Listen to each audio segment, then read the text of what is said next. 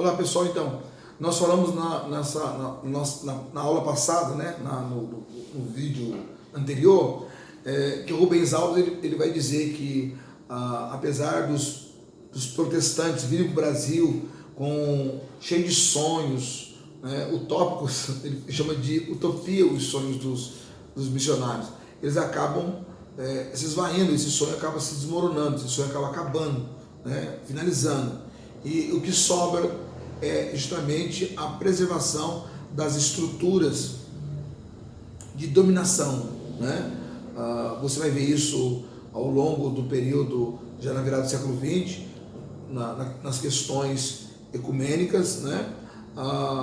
Então nós temos alguns sinais, Rubens Alves vai dizer que tem alguns sinais como que essas questões ocorreram e como foram inseridas no Brasil. Né? Então, primeiro, o discurso e a retórica protestante, especialmente daqueles que vieram ao Brasil na metade do século XIX, sempre se referiram à Igreja Católica como um cristianismo deturpado. Eles diziam que o cristianismo era um cristianismo pagão, porque se misturou com as religiões de raiz africana e também com as religiões de mistério dos ameríndios, ou seja, dos índios brasileiros, né? Então eles diziam que não somente o Brasil, estou falando do brasileiro especialmente, mas esse discurso era com toda a América Latina, né? Que preferiam se agasalhar, eles diziam que é melhor se agasalhar na proteção do Estado colonial, ou seja, que a Igreja Católica ela preferia se agasalhar na proteção do Estado colonial e depois do governo imperial. Então, a religião estatal, nós chamamos protestantismo estatal, religião estatal, cristianismo estatal, é porque essa cultura era europeia.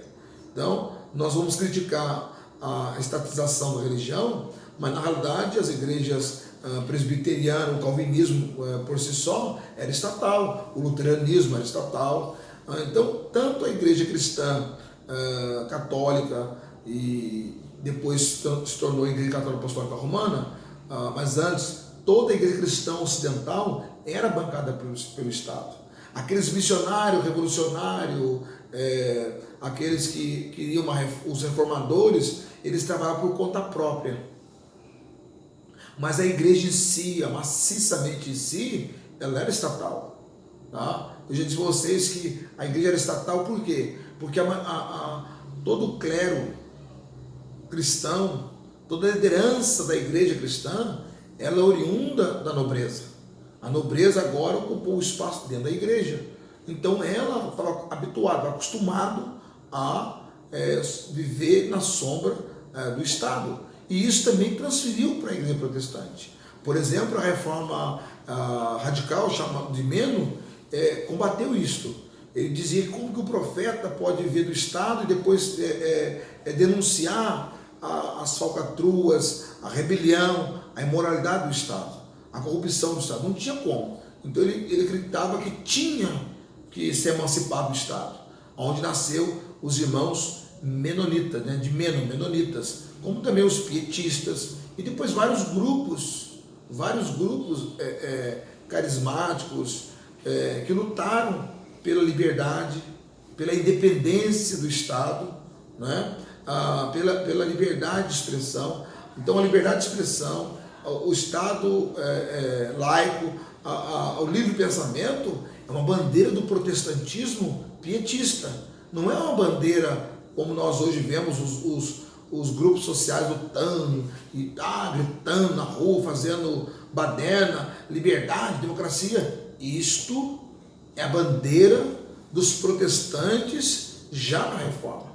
Então, isso há quase 500 anos atrás, os protestantes, antes de ser protestante, já lutavam por essa liberdade, já lutavam pela emancipação da fé do Estado. Mas aqui na América, a Igreja Católica, ela tinha a sombra do Estado e ela se mantinha.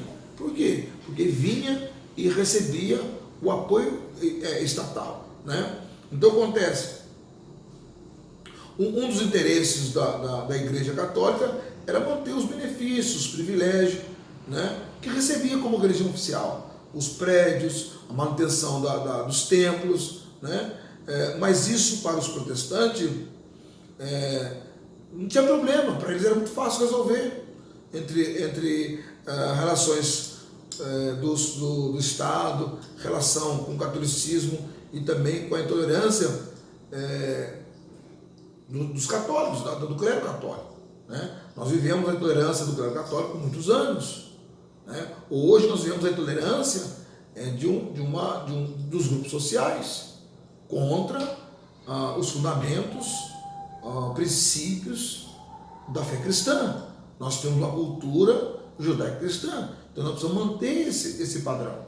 Tá? Então acontece, para os protestantes, a equação religiosa era facilmente resolvida nas relações do catolicismo e a intolerância para com as outras formas de praticar o cristianismo.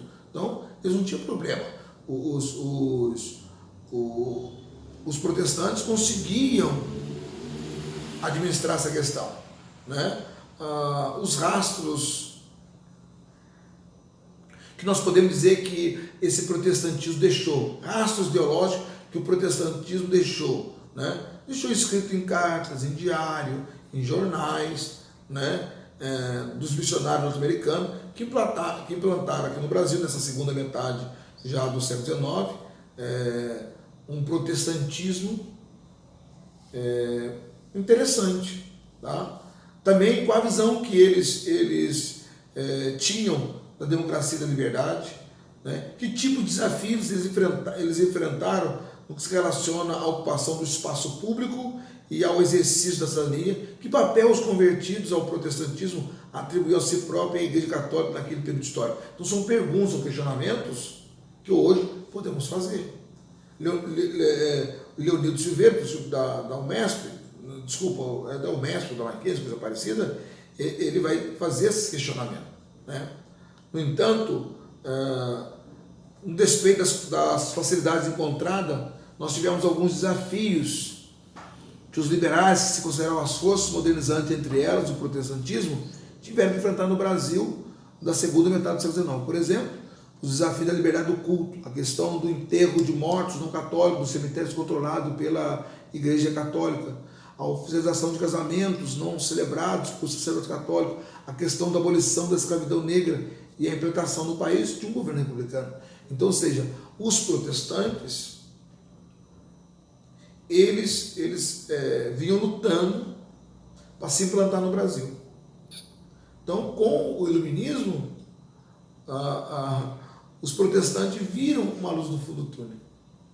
Por quê? Porque para se estabelecer no Brasil de forma acirrada e de forma iguais entre o catolicismo e o protestantismo, então o protestantismo optou por essas questões que naquele tempo era chamado de questões liberais. A república, né? a abolição da escravatura, né? a questão do casamento até isso, interessante, até isso o casamento hoje no civil é uma bandeira do protestantismo, porque naquele tempo o casamento válido era o casamento feito pela Igreja Católica. Os registros, a questão da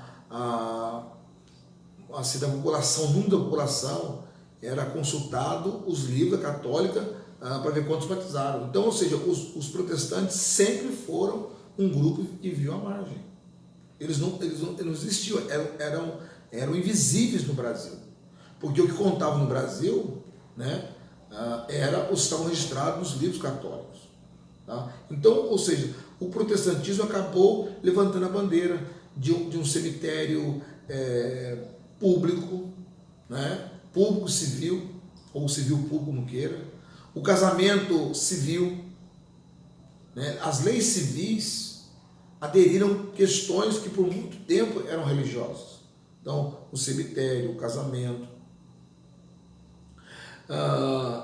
E aí entrou a questões políticas, a abolição da escravatura e também o governo republicano. Então você vê duas coisas que são religiosas e duas coisas que são políticas, mas que o protestantismo abarca para poder aumentar a sua liberdade. Vamos para a próxima aula.